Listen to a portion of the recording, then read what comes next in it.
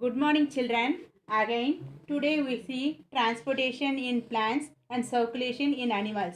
Already we saw transportation in plants, but today we see circulation in animals.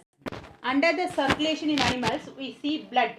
Blood is the main circulatory medium in the human body. It is a red colored fluid connective tissue. So வந்து blood வந்து நம்மளுடைய பாடியில் எல்லாத்தையும் circulate பண்ணுது, including the blood, nutrients, oxygen. So blood is the circulatory medium in the human body. இதனுடைய colour பார்த்தீங்கன்னா எல்லாருக்குமே தெரியும், red coloured fluid.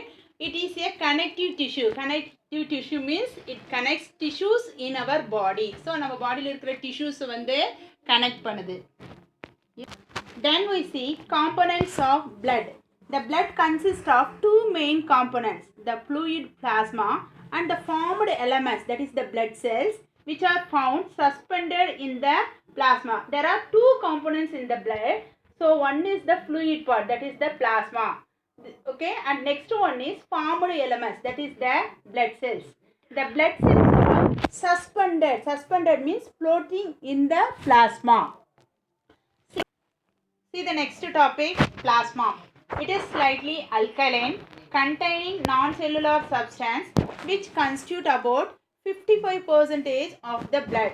So alkaline means the plasma வந்து என்ன நேச்சராக இருக்குன்னா alkaline nature, that is basic நேச்சராக இருக்கும், அதாவது காரத்தன்மை உடையதாக இருக்கும். Next and also containing the non cellular substances.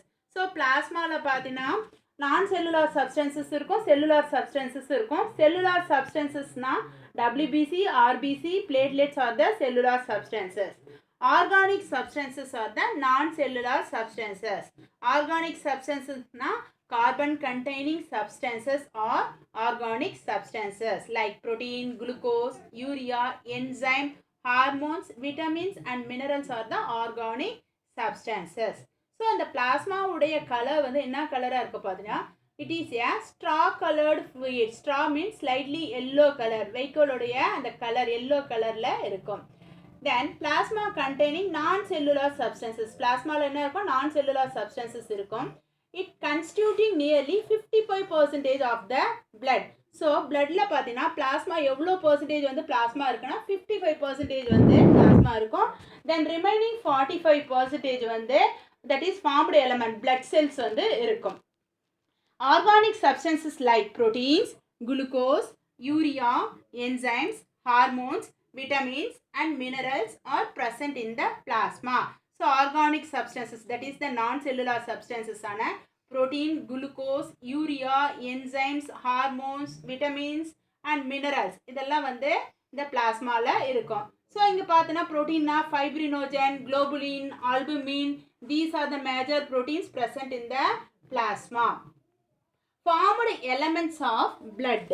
Blood corpuscles are of three types. நம்ம முன்னாடி பிளாஸ்மா பற்றி பார்த்தோம், இப்போ ஃபார்ம்டு எலமெண்ட்ஸ். அப்போ ஃபார்ம்டு எலமெண்ட்ஸ்னா பிளட் செல்ஸ் தான் வந்து ஃபார்ம்டு எலமெண்ட்ஸ். அந்த பிளட் கார்பசல்ஸ் வந்து எத்தனை டைப்பாக கிளாசிஃபை பண்ணலாம்? they can be classified into three types. First one is red blood corpuscles, RBC or erythrocytes. So otherwise call it as erythrocytes. Erythro means red blood, cyte means cell, red blood cell. Then second one is white blood corpuscles, WBC or leukocytes. Here leuko means colorless cell, that is cytes means cell. Blood. Next third one is blood platelets or thrombocytes. So இதை பார்க்கறதுக்கு முன்னாடி first அந்த red blood cell, white blood cell and blood platelets இதனுடைய ஃபங்க்ஷனை நம்ம இங்கே பார்க்கலாம். First red blood செல்னு பார்த்தோன்னா அதனுடைய ஃபங்க்ஷன் என்னென்னா gaseous transport from tissue to lungs, from lungs to tissue. So டிஷ்யூலேருந்து லங்ஸுக்கும் லங்ஸ்லேருந்து டிஷ்யூக்கும் gaseous transport பண்ணுறது தான் ரெட் பிளட் செல்லுடைய function, main function. Next one is white blood corpuscles, that is WBC உடைய மெயின் ஃபங்க்ஷன் என்னன்னா soldiers of our body. It protects our body. It protects our body. Next third one is blood platelets are the thrombocytes. Okay, they play a major role in blood clotting. Blood clotting la இது major role பண்ணுது. They constitute nearly 45% of the blood. So பார்த்தீங்கன்னா bloodல வந்து 45% வந்து இந்த formed elements, that is blood cells வந்து இருக்கும்.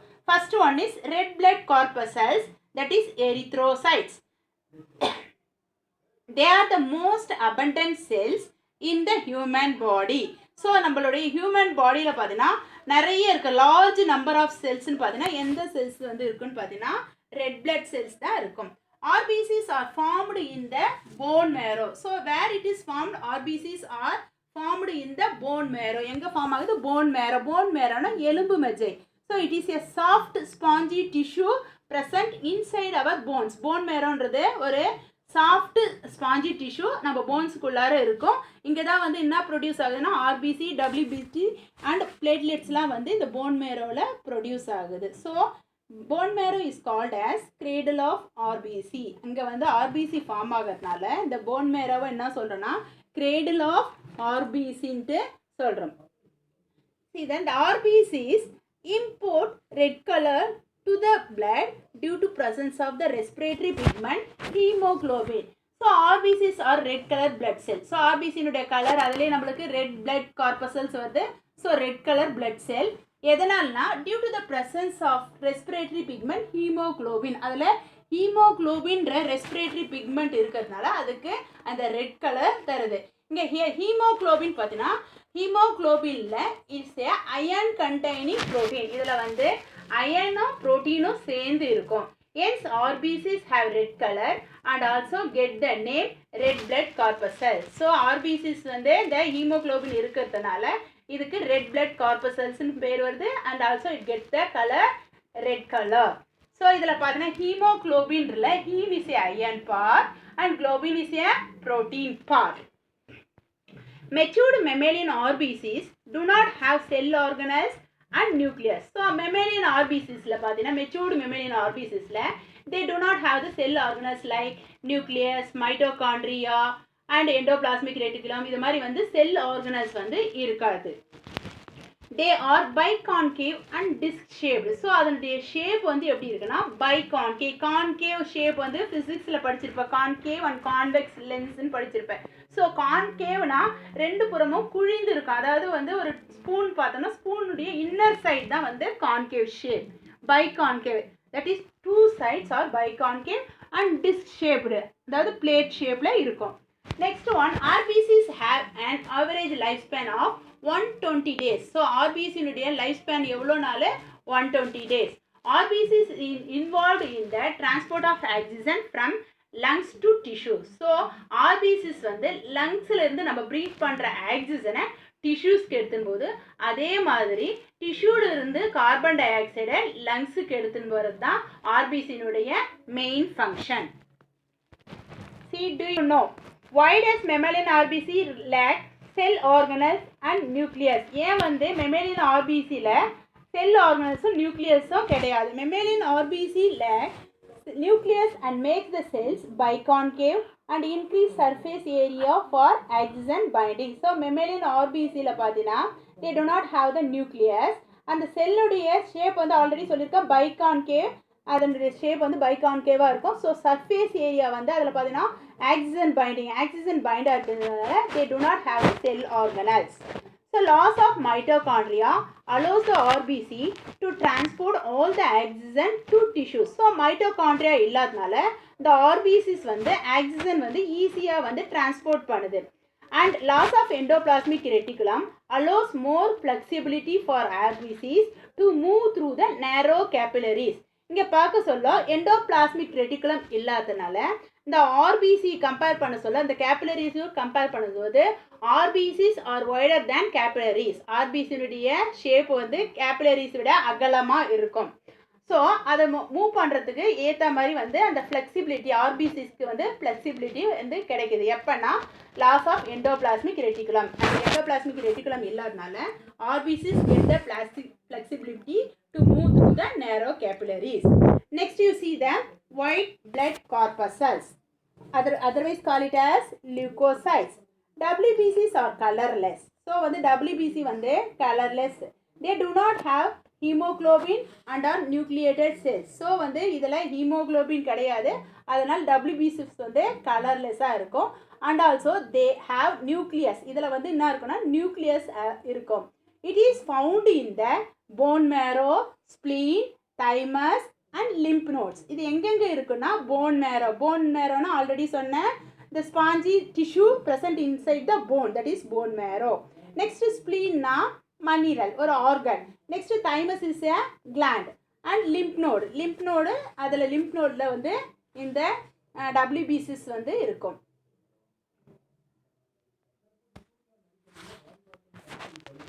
So see this diagram here.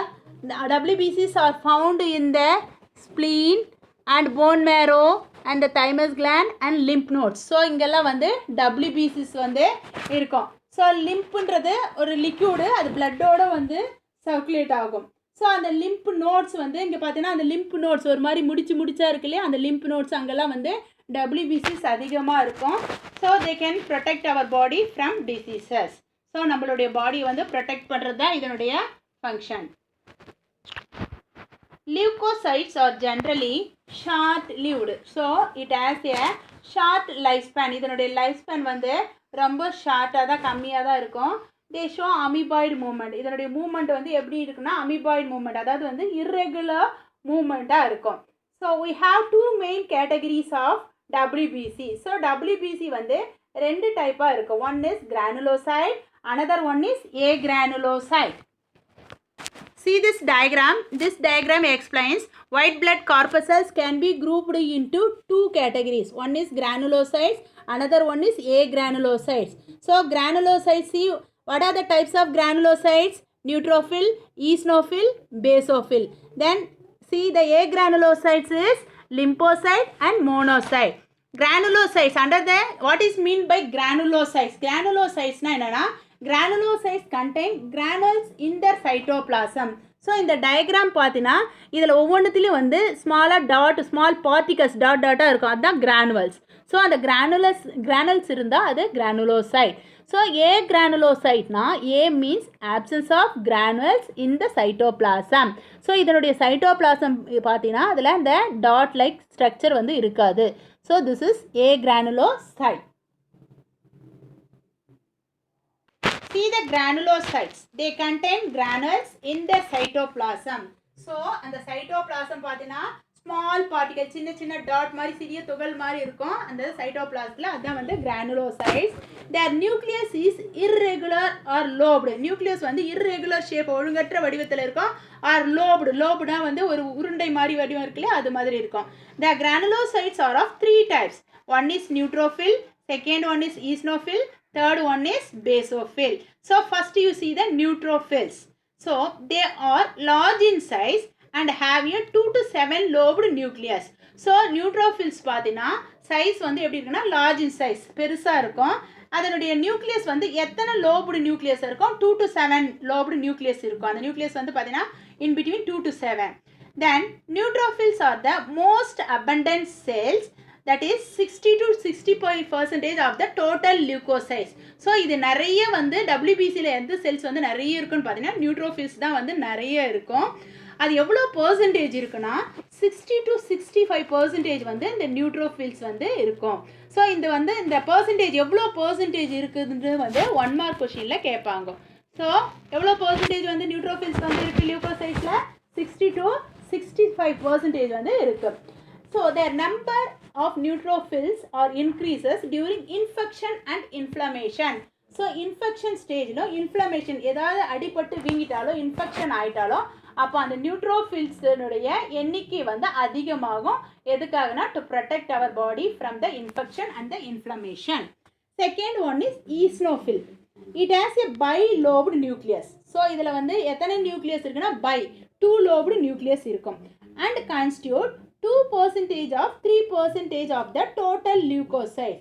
So எவ்வளோ percentage total லியூக்கோசைட்ஸில் eosinophil எத்தனை பர்சன்டேஜ் இருக்கும்? 2% to 3% வந்து இருக்கும்.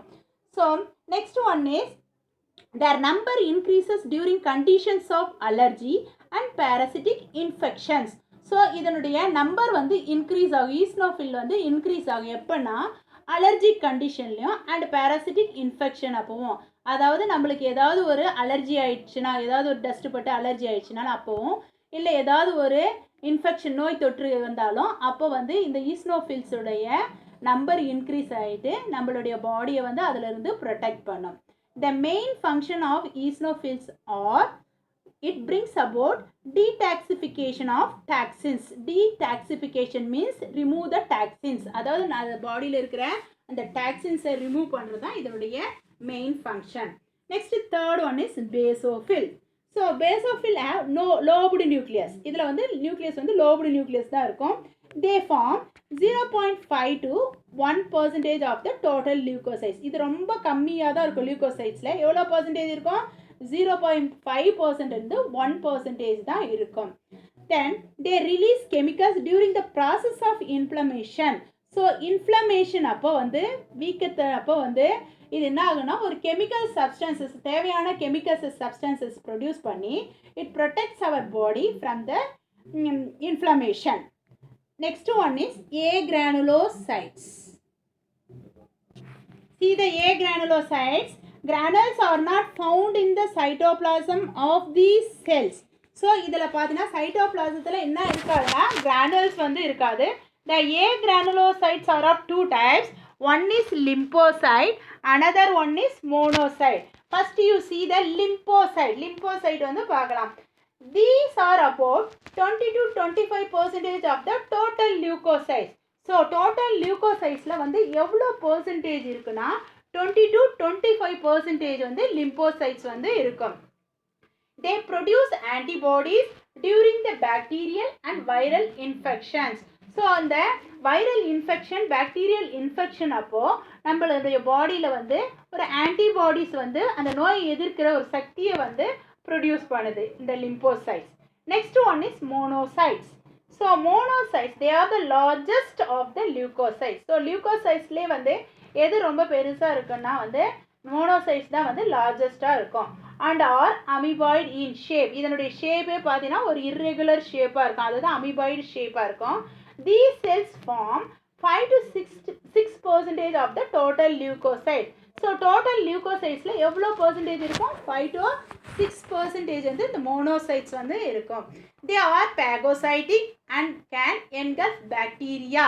So phagocytic means engulfing capacity. அதாவது விழுங்குற கெப்பாசிட்டி அதான் phagocytic. ஸோ அந்த கெப்பாசிட்டி இருக்கிறதுனால they can engulf the bacteria. நம்மளுக்கு தீமை ஹார்ம்ஃபுல் பாக்டீரியா வந்து என்கல்ஃப் பண்ணுற கெப்பாசிட்டி வந்து எதுக்கு இருக்குது? மோனோசைட்ஸுக்கு இருக்குது. See the next blood cell, that is the blood platelets or thrombocytes. These are small and colorless. இது வந்து ஸ்மாலாக இருக்கும், அதுக்கு ஒரு கலர் கிடையாது, கலர்லெஸ்ஸாக இருக்கும். They do not have nucleus. இதில் என்ன இருக்காது? நியூக்ளியஸ் வந்து இருக்காது. There are about 250,000 to 4 lakh platelets in cubic millimeter of blood. Per cubic millimeter of bloodல வந்து எவ்வளோ வந்து platelets இருக்குன்னா 250,000 to 4 lakh வந்து platelets வந்து இருக்கும். Life span of platelets is 8 to 10 days. So இதனுடைய லைஃப் ஸ்பேனோட வாழ்நாள் எவ்வளோ நாள்னா 8 to 10 days தான். They are essential for blood clotting. இது வந்து எதுக்கு வந்து முக்கியமாக இருக்குன்னா blood clotting, அதாவது பிளட்டை வந்து உறைய வைக்கிறதுக்கு ஹெல்ப்ஃபுல்லாக இருக்குது.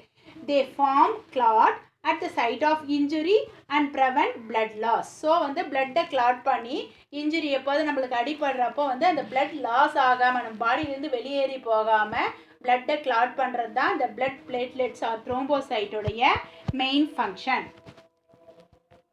See that today's assignment. First question, write the functions of RBC. Answer is, it transport oxygen from lungs to tissues. So ஆக்சிஜனை எங்கேருந்து எங்கே டிரான்ஸ்போர்ட் பண்ணுது? லங்ஸ்லேருந்து டிஷ்யூஸ்க்கு டிரான்ஸ்போர்ட் பண்ணுது. And also it transport carbon dioxide from tissues to lungs. So டிஷ்யூலேருந்து லங்ஸுக்கு carbon டை ஆக்சைடை டிரான்ஸ்போர்ட் பண்ணுறது தான் ஆர்பிசியுடைய main function. And second question, write the types of granulocytes. So there are 3 types of granulocytes. First one is neutrophil, second one is eosinophil, third one is basophil. Thank you children. Have a nice day.